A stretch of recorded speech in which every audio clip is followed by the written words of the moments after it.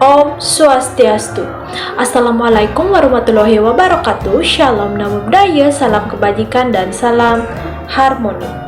Perkenalkan, nama saya Niwayan Eka Tirtayani, NIM 2411011010, nomor absen 5 dari kelas BKA. Di sini saya akan membuat video untuk menjawab pertanyaan mata kuliah statistika dasar mengenai konsep uji prasyarat yang diampu oleh Bapak Wayan Eka Paramarta, MPD. Untuk pertanyaan pertama yakni mengenai penjelasan ringkas terkait apa yang dimaksud dengan uji prasyarat dalam analisis parametrik dan mengapa uji normalitas menjadi bagian yang penting dari prasyarat tersebut. Baik, jawabannya adalah karena uji prasyarat adalah langkah awal untuk memastikan bahwa data memenuhi syarat teknis sebelum dilakukan analisis statistik. Nah, khususnya yakni analisis parametrik. Karena analisis parametrik ini memiliki asumsi-asumsi tertentu yang harus dipenuhi agar hasilnya valid. Salah satunya adalah asumsi normalitas. Nah, uji normalitas ini penting karena sebagian besar metode parametrik seperti uji t-test dan ANOVA mengasumsikan bahwa data berasal dari populasi yang berdistribusi normal.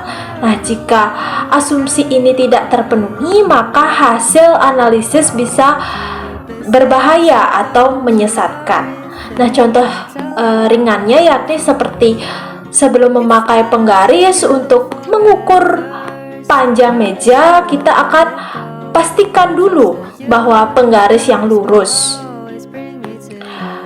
Nah, hal ini sama dengan analisis sebelum digunakan, di mana kita pastikan terlebih dahulu bahwa datanya sesuai dengan alat ukurnya, yaitu berdistribusi normal.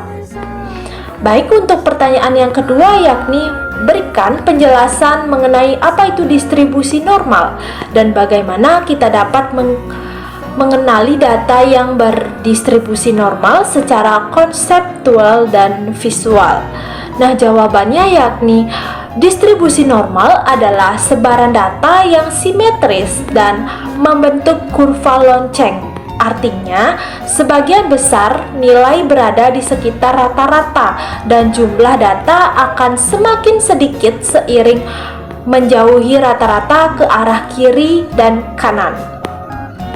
Nah, secara konseptual, data normal memiliki nilai rata-rata, median dan modus, kemudian simetri di kedua sisi rata-rata, kemudian 68% data dalam kurang lebih satu standar deviasi dan 95% dalam kurang lebih 2 standar deviasi dan 99,7% dalam kurang lebih 3 standar deviasi dari rata-rata.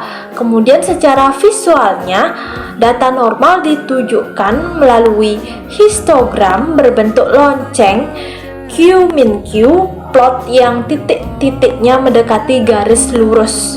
Nah, contoh ringan pada soal ini yakni jika kita mengumpulkan data tinggi badan 100 siswa, biasanya akan banyak yang memiliki tinggi rata-rata dan hanya sedikit yang sangat pendek atau sangat tinggi.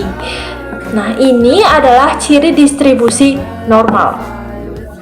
Kemudian untuk pertanyaan yang ketiga yakni jelaskan bagaimana prinsip kerja uji chi-square dalam uji normalitas, termasuk apa yang dibandingkan dalam pengujian tersebut.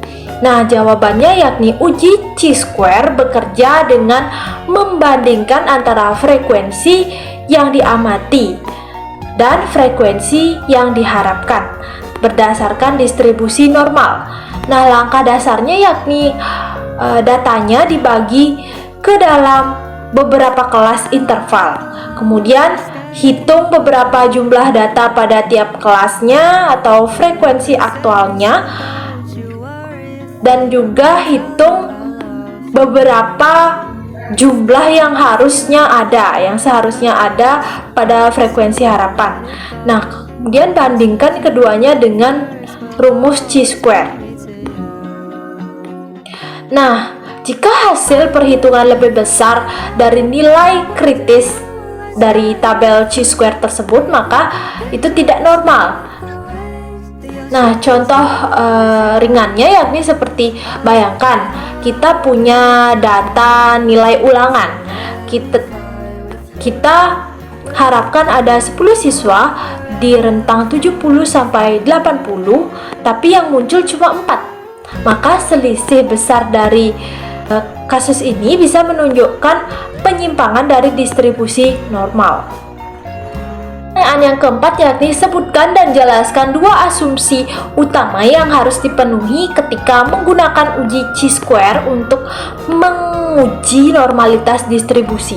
Nah, jawabannya adalah yang pertama, data harus berbentuk frekuensi dan telah dikelompokkan.